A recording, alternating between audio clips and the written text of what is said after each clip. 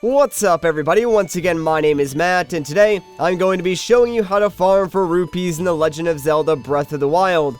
I'll be showing you 3 different methods, 2 of which will earn you plenty of rupees for anything you need in the game, and the last one is just something you can do to get some extra rupees if you're in a pinch. Before we begin though, let's go over some gear that you're going to need. For the first method, you'll want to have activated the Hebra Tower, and because this region is in a tundra, you'll need something to keep Link warm. At least level 2 cold protection is required to survive in this region. For the second method, you'll want to have a long-range bow. The Swallow Bow is a good choice here since it has a long range, and you can find them pretty easily in the Tabantha region. On top of that, you'll want some wood, and something to light it with like a Great Flame Blade. This method takes place in the Faron region, so you'll probably want to have that Sheikah Tower activated as well. Once you have those tools, you're ready to go. So let's start with the first method, the Snow Bowling minigame. This game can be found at Pondo's Lodge, right off of Hebra Tower. Here you can find an NPC named Pondo, and he'll let you play a snow bowling minigame. The game itself costs 20 rupees to play, but if you get a strike, you'll earn 300 rupees, and if you get a spare, you'll earn 100 rupees. At first, that might seem difficult, but there is a sweet spot in the minigame that if you toss the snowball off of, you can pretty much guarantee a strike, or at least a spare every single time. This method does have the possibility to net you around 2,500 rupees per hour, which is pretty good.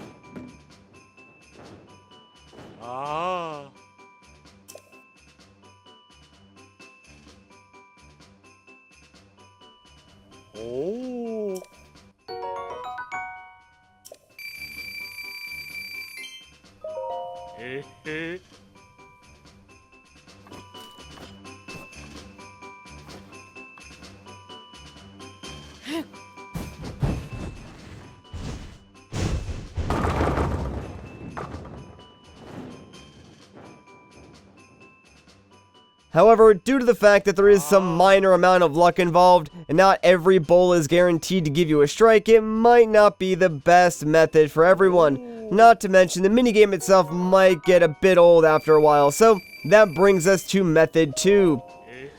For method 2, it's probably best if you've explored the Faron region a little bit because you'll need to find this specific location on the map. This location is perfect because there is a nearby overpass of rocks which will protect us from the elements, and it just so happens to be right next to the spawn for one of the legendary dragon spirits, Pharos.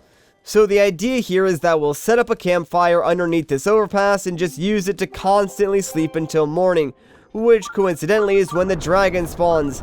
As soon as it spawns, we'll use our bow to shoot it and get some dragon horns. Dragon horns are worth 300 rupees a pop, which makes them great for farming, and thankfully these items do not disappear when you sleep, meaning you can farm them for a while before you go and actually collect them.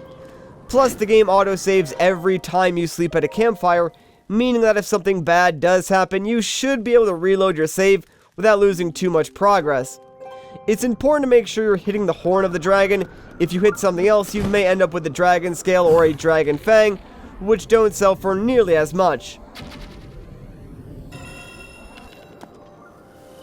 Once you've finished a lengthy farming session, collect all the drops and then bring them to any store in Hyrule. You'll get the same price anywhere, so sell away and enjoy your newfound life of wealth and riches.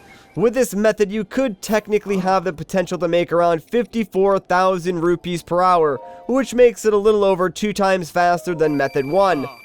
And now this brings us to our final method. Now, this really isn't meant to be a rupee farming method, just more of a general tip.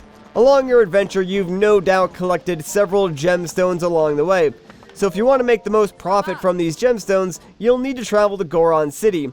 Once you complete the Divine Beast Varudania, a new NPC will be walking around Goron City. She's a Gerudo lady in search of gemstones. If you talk to her, she will offer to buy your gemstones in bulk of 10 for anywhere from 20 to 40% more than the normal shops will offer. What she's buying depends on the randomness of the game, so this isn't the best or most reliable method to farm for rupees. But if you need some quick cash and you have 10 or more of all the gemstones, it's a great option to use. That being said, those are some of the best methods to grind for rupees in this game. I am sure there are others out there, but between these three, you should find something that works for you. Anyways, I think that's going to do it for this video, so if you guys enjoyed it, a like rating would be greatly appreciated. If you want to see more of my videos, consider subscribing. But once again, guys, my name is Matt, thank you so much for watching, and I'll catch you in the next one.